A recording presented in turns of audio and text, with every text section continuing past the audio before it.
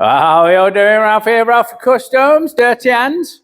It's the end of the day when I'm filming this, but at the start of the video, we will see work on the featherbed Sportster, a little bit on our Den's Buell that I did the gooseneck, the up and out on the rigid Buell. Yeah, if you follow along, you'll know. If not, check out my playlists and you'll see them both there. You will also notice a return to the old theme tune, Happy Days.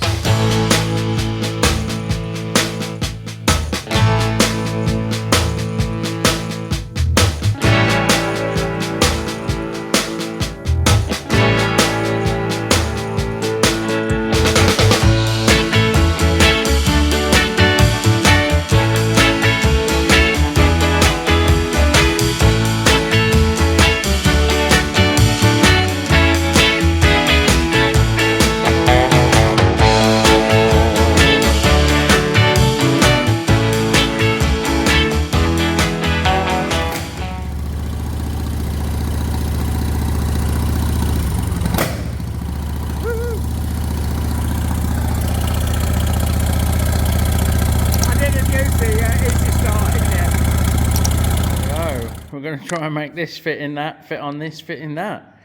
It's going to be an interesting one, this is. Ironhead Sportster into a featherbed slimline. And Bob's you fucking aren't it? It's going to be a big job, I believe. Let's see what happens. And for those regular readers will have missed the weather forecast, the temperature is 10 degrees. So it's 50 degrees in the shop. When it gets down to 4 degrees centigrade, which is 38 or thereabouts, I'll go home. It's fucking too cold. Hey, don't worry, Cholla. Don't worry, I've got your exhaust covered. Look, Cholla, look. There you go. I've took a leaf out of recent editions. Right. First order of operations is removing all of these unnecessaries is littered with.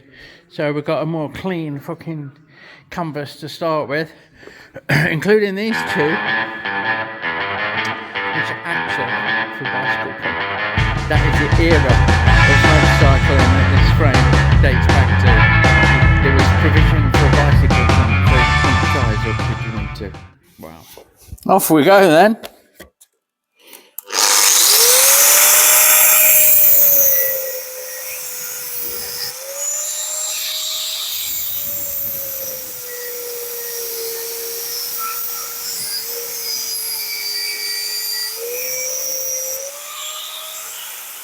Well, there we go. We've had a right royal fucking clean up.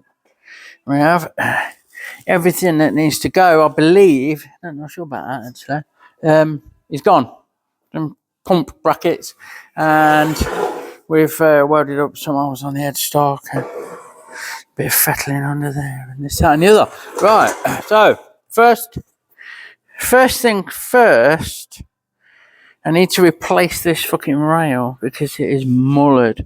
As our Graham said, it's fucking manted. I can't do the accent, but it's munted. So I'm going to see what size it is and see where the straightest bit is and go from there. So we have the fucking replacement piece in. The problem I've got is that I'm not going to be able to fit it with a slug at each end as it is, and this damage is right on the fucking start of the bend, so I'm going to struggle to get a slug in there. I'm a bit scuppered this end. What I plan to do is cut this again here and then split it in half, so I'll have two halves, a top and a bottom cap, or a front and a back, or however you want to look at it, and then that'll give me some wiggle room so I can get in with something. I can fit a slug this end and slide the tube in best I can, like, and have a slug that end and fuck it up the bum of this one, because there'll be a gap, won't there, and then wiggle it out into this area, weld it up, clean it up, and then cap it off with the bits I've removed is the plan. Yeah. So focus. There's the fucking split bit. Look, I can't undo it and hold the camera in the same hand, but that's the chappy. Now we'll cut the required bit out of here. And then that'll be fucking like a fucking cock up a shirt sleeve. as Maxie would say. So we've got plenty of room to wiggle and jiggle and get slugs in and whatnot, get sleeves in. Right, and I've got absolutely fuck all. How many rooms has that got? I've got nothing the right size to make it a sleeve like, so I'm going to have to get on there. Jolly old lathe. And we are venturing into the world of high-speed steel cutting. I'm not shying away from carbide, but I'm embracing high-speed steel a little more. So I'm going to get an high-speed steel fucking bit on the job, turn this down to a nice fit inside the tube, and then bore it out. We'll have two bits. As it happens, I've started to cut this for another job sometime, and the cut lines are fucking bob on for what we need today. So happy days. Okay, people. So I'm not going to film it all, but I just want to show you that I'm using high-speed steel on this shit. So what I'm going to do is I'm just going to touch on and then give myself a bit of a clean up. So I'm aiming for 27.5mm OD. So there she blows, Captain. We'll have a little cut, we'll have a little measure, and we'll use our digital readout to get this down to 27.5, which it'll probably do in one fucking go, because I think that this is 28.6. So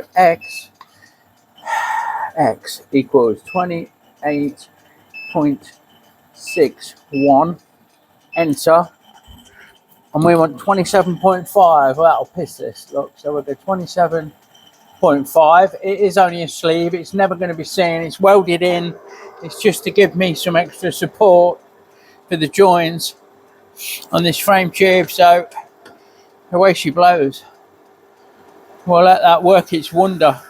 I had a refresher course from my engineer, Mr. Douglas, who is actually some second cousin of mine, or you know, there's some blood relation. He's a guy I go to when I can't do it, and he came in and gave me some tips on using high-speed steel. It's basically slower feed, slower speed, but you can do much heavier cuts. So we're happy with that, and it's much nicer to use for the job that needs it. You know, I won't use it every day on every job, but fucking hell, that's lovely. Look at that. So I won't film the rest of this cut, but I'm going to cut that down and then we're going to bore it out. Same with the other piece. We'll do the same with that as well. Because it's not a precision part, it is only going to be welded in the tube. I will go down to the chuck here and then I'll take it out, flip it around, and fucking Bob's your answer. Okay, I lied. I'll film a bit more of me turning this OD down just because it fucking's lovely. It's a real pleasure to watch that doing this stuff. It's a shame I don't need to take more off, because it's to manage twice that cut all day long, like, you know. Anyway, you can join me again when we're drilling the middle out. Right. Off we go with a centre drill. And your way, yeah, usually is. I've noticed on playback. So I'm going to start off with the centre drill. And now my pilot drill, 10mm pilot drill. Put a bit of water on. I'm not at the back of it actually. I don't need that fucking much. There we go. We only need a dribble, don't we, boys? And now we've slowed it down and we're in with the jolly old 22mm, which will do me near enough. So we'll have that nice and steady through there like that to make our sleeve. I don't know if you can catch that against the hose there. Look at the steam. It's the fucking steam coming off this job, coming out the other end of fucking the spindle like that. So what I've done is I've got a long one, missus, and a short one. Yeah. And then I've got my tube that's got that, and then it's got the two split bits. We put a line on one end, so we put them both on the same way, otherwise it won't fit properly. Yeah, and that will go there. Like. The only issue I've got, not the only issue, anyone who knows me, and it's on a postcard, is the end of this tube ain't very fucking round. I don't think it's showing properly, so I made a plug and that is round, and that is going to get twatted in there as a former so that I can get the sleeve in. No worries. Okay, I'm a bit out of breath. So we formed that round and give both ends a good clean, and we tap this. This is a short slug, like the short sleeve. We've tapped that in nice and firm, and now we're wrestling this backwards. There's the halfway mark. Look, I'll give myself a little witness mark. And we don't want this to be up to too short of that one. And then we'll cut this end with that. So it's going to be something like that, but a bit neater. That's halfway there, look. Big sleeve, cap, main tube, short sleeves in there, up to as far as it'll twat. And then we'll cut that off with that. So we need to tack this together, tack this joint, and then I'm going to fucking make sure that there's not a lot of room there. But I want to see if I can just squeeze your brain. Squeeze them together a bit tighter. Don't matter if I can't, but we'll get them welded up and fettled up. And that's one brand new tube in there. There is this. I don't even know what it's for. That's on both. It's like a 16 gauge strap. That I'm going to take that one off because it will sit better. And there's Frankenframe, ready for a good weld and a fettle, which I'll do off camera. So I'll get on and do that. So there we have it. One new, still fucking hot. Frame rail, stronger than the original for sure. Now there is something to do with the back end as well. This needs extending or making longer or something. I'll check the paperwork. I think that is all cleaned off and repaired though. Ready to rock and roll. We'll see about this bit because I might do that while I'm joining frame tube and doing and whatnot. Here's all the bits I saved. Look. Oh, look at all the bits you've saved. Ain't it? And a pile of rust that's gone on the floor like from inside the frame tube. And so there you go. Ain't it? Okie fucking dokie. So we have got, my spec is with the swing arm horizontal, which it doesn't look it on camera, but it is. From the back of this number plate to the axle needs a minimum of 38 centimeters, and it's not, it's 32. It needs to move back 6. So I'm going to do a cut and shut on these, and I'm going to put 70 mil in, which still give us a little bit extra. The only issue I've got with that is it's going to alter how the fucking seat base sits. So I'll try that on just to be sure, and then we'll go from there. Right, next on the agenda, we've got that clamped on the jig, all cleaned up and fettled. I've had a look and I've conferred with Graham, and we need to move the whole lot back. So we're going to go. The front of it is now there. We're going to put the front of it there, and I'm hoping that'll do it. It does mean it'll drop down ever so slightly. I'm not sure. I've got mixed feelings about doing that. That's not as straightforward as it seems. But we'll see. We'll see how it works out. And also, I've got the engine up on the bench. And if you remember the headache, I think it was called, this reverse, I've engineered this head for him to fit reversed on this front cylinder, but the exhaust port just catches the fins there. So I'm going to grind that out with a die grinder probably, get the head on, and then either work on this back section or hoist the engine across and look at getting the engine in the frame, which is the biggest job of all.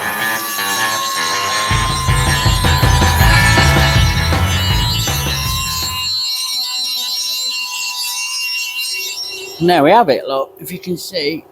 Just misses. Yeah, happy days. Righto, so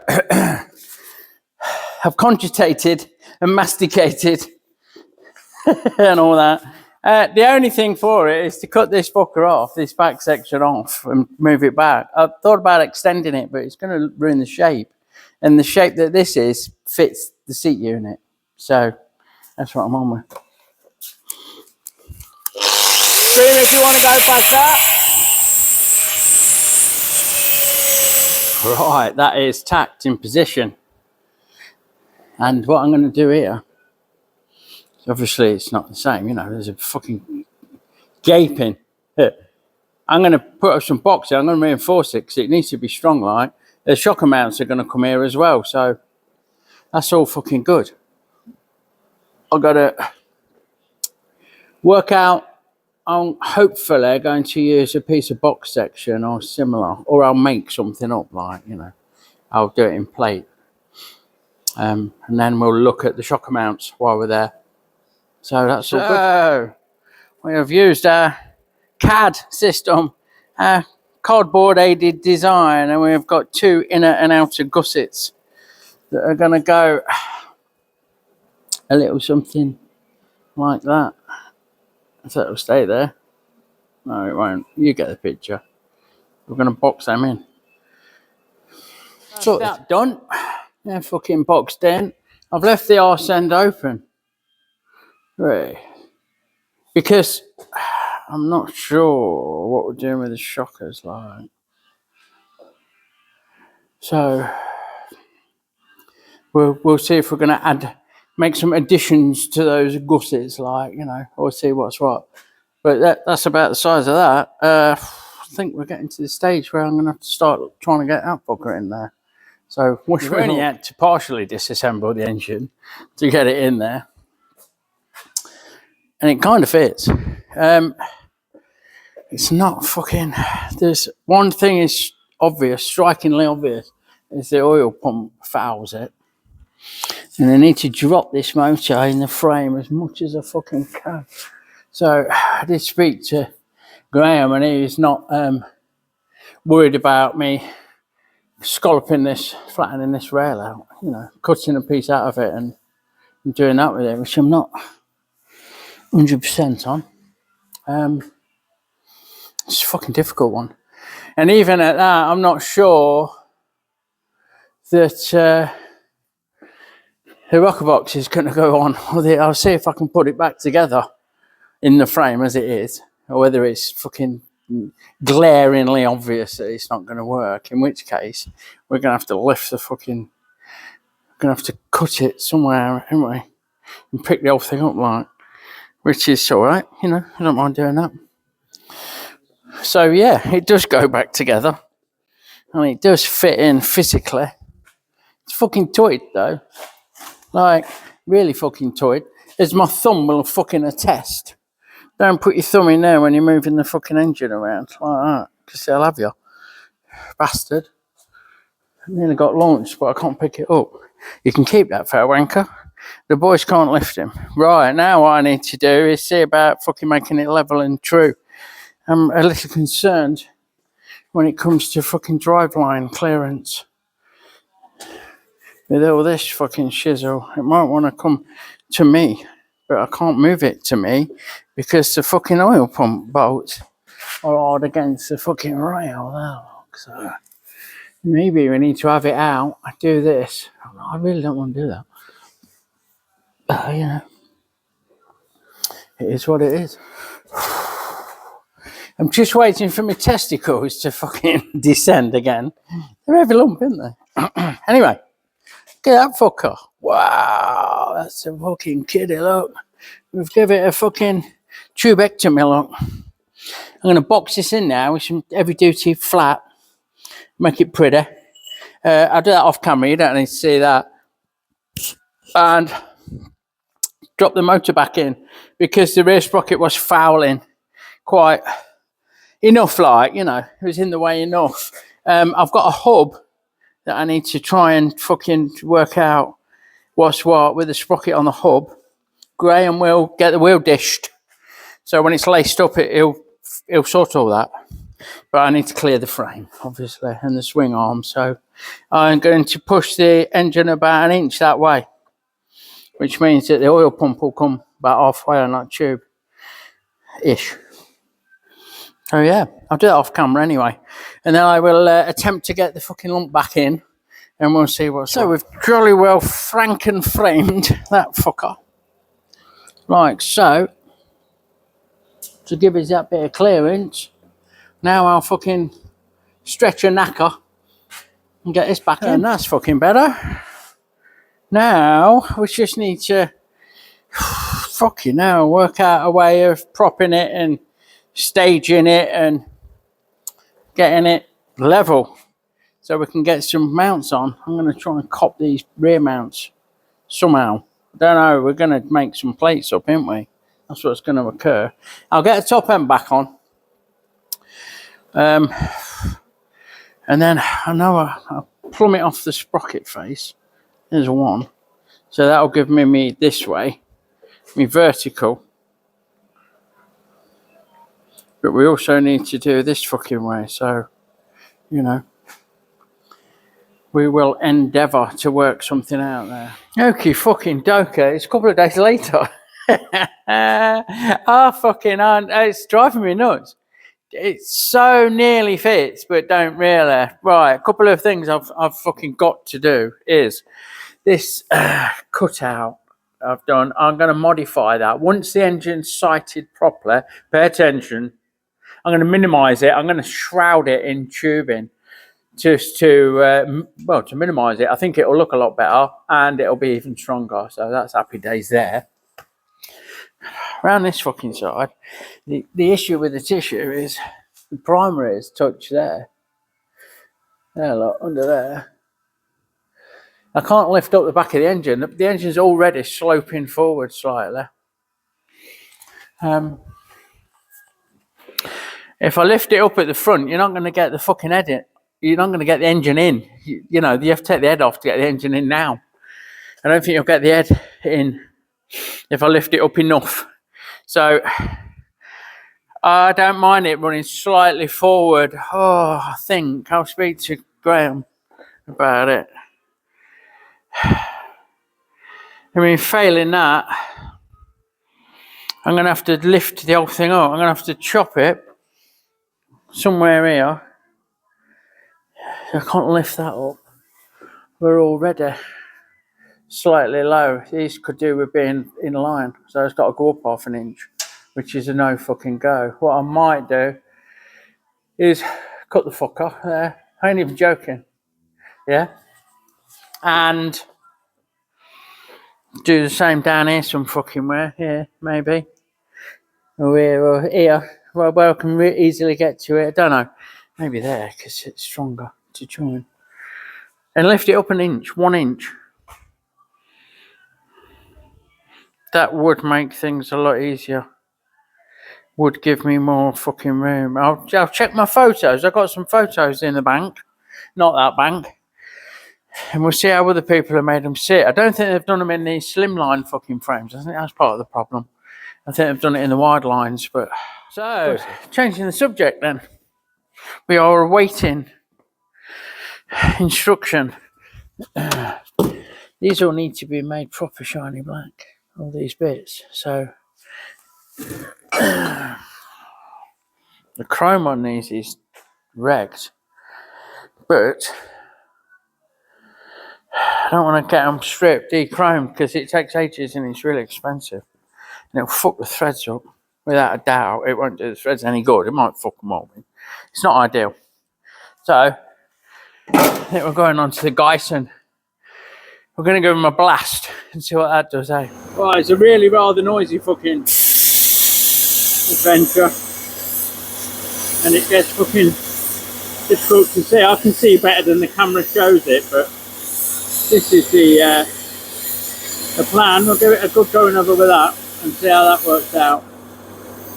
Right, we have had mixed results. There's blasted, and it is blasted, but the problem is that these the chips and dinks and fucks and blisters, they're still there, aren't they? It's not smoothing them out, so I'm probably going to DA it. I'm going to hit it with a 120, I think, and then blast it. And then 2-part black it. I might give it a skim in the milling machine. Run a fly cutter over it to clean it off. We only need a touch, you know, it's not. I don't know. We'll see what happens with the DA. And maybe go with a fly cutter. I can't machine these and keep that profile to clean them up, so that's definitely going to be DA. I've hit that with a Scotch-Brite wheel. and that's good enough. That'd take paint again if it weren't for all these fucking chips and dings. So maybe I have to put some stopper in, or use a filler primer or something. I didn't really want to. I wanted to keep it minimal. Painted yolks are not always the best, although I could get them powdered black and it'll probably cover all that shit up. But then I've got the issue of making sure that they keep these clean, and the holes in the fucking bottom one are crucial. Like, I can't have any build-up of products in there, otherwise I won't get the forks through. So, right, we have blasted, we have Scotch Brighted, we have fucking DA Maradona. And I think DA's best. I think powder coating's best, although I'm not 100%. But I definitely believe that what we need to do is set up the fly cutter and give the top a skim to get rid of these fucking dents. I don't know how they happened. I might have even done it stripping it down, don't know. But I can't sand them out. They will not. Let's get our light off, see if I can show them better. There you go. They're far worse than they look on camera, which is unusual. I can't sand them out, and powder coating won't cover that. So if I was going to wet paint them, then my filler primer would cover that. I'm not too sure that it's the way to go. I'm going to speak to our Dan at Rebellion fucking Paintwork later. But meanwhile, let's give him a fucking skim. Give him a birthday, eh? Okay, so we're off. I'm just starting a 10 thou. I've touched off. You can see there's a scribe line. Yeah, I'm there. I'm not getting too close to the fucking cutter. And I've raised the knee 10 thou. And we should just be coming into land any second now. I don't know if 10 thou is enough. It might need 20 thou, which is half a millimetre for those visiting metricated. We put a new tool in, a new bit in the tip. We have got the fly cutter out as far as I'd like to run it. I wouldn't want to run it any wider. And that's so that it catches both sides of the yoke in one swoop to give us a nicer finish, I'm hoping. See how it goes.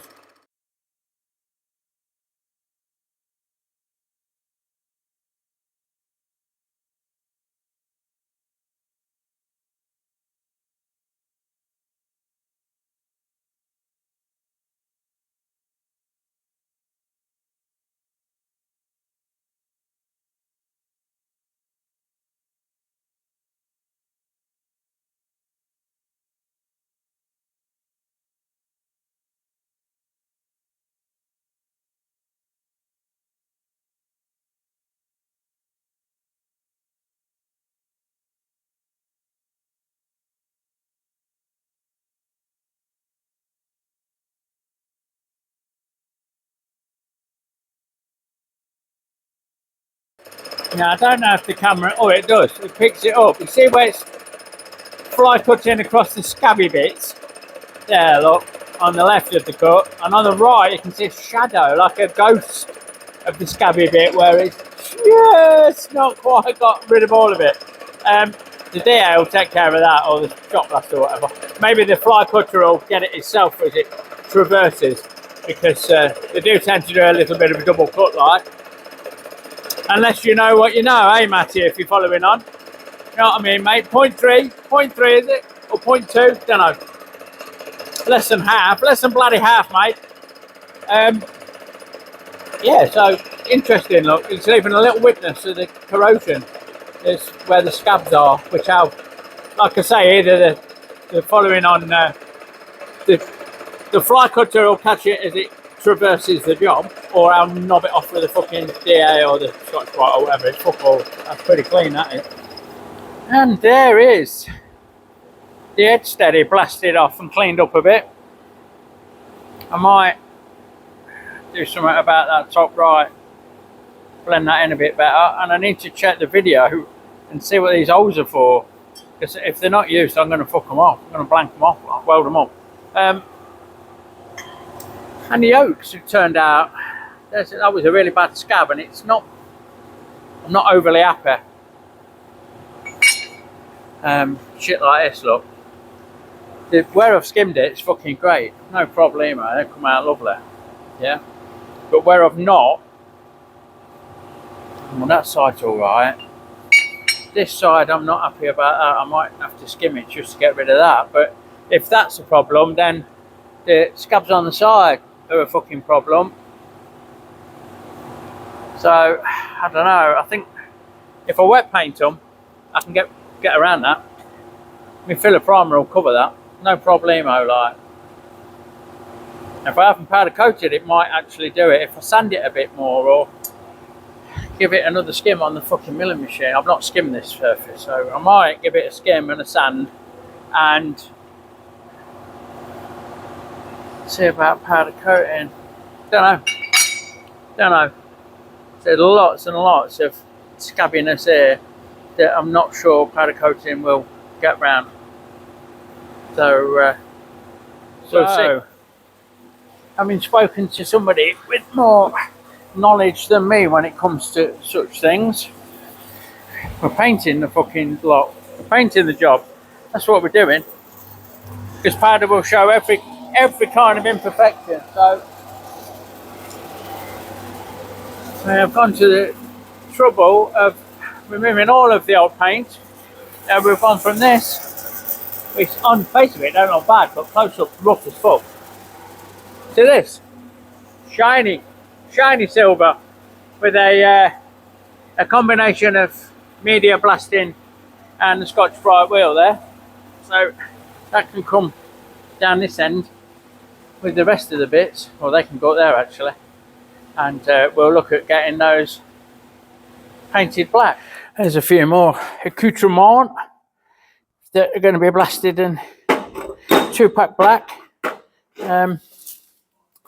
together with the collection that we started on the old prep bench. Look, we'll get this area sorted and ready for into paint mode. That's going to be one day next week, so we'll get them blasted off. I'm just going to take you back down here to this, which I'm back on next week now, with the chop lift. Fucking hell, I'm really looking forward to that. It's going to be mad. So let me just. So there you go, bit of a mad one with a Hardon, which is a Harley Davidson Norton. Graham calls it his Hardon, which is I'm quite happy to work on his Hardon for him. Anyway, if you like what you see, please give me a thumbs up. It makes a huge difference. Yeah, follow along, subscribe and follow along. You'll see the progress on this Hardon and on Den's Buell. The frame's gone off to be powder coated, and as you can see, I've just started making a start on I've just made a start on the black work, on the shiny black bits that are going to go back on it. So it's going to be a beauty. Absolutely. Both of them are absolutely outstanding. Check out my friends in the description below, and check out my fucking merchandise, the lube range. You know, it makes sense. I'll catch you on the next one, and have a great one.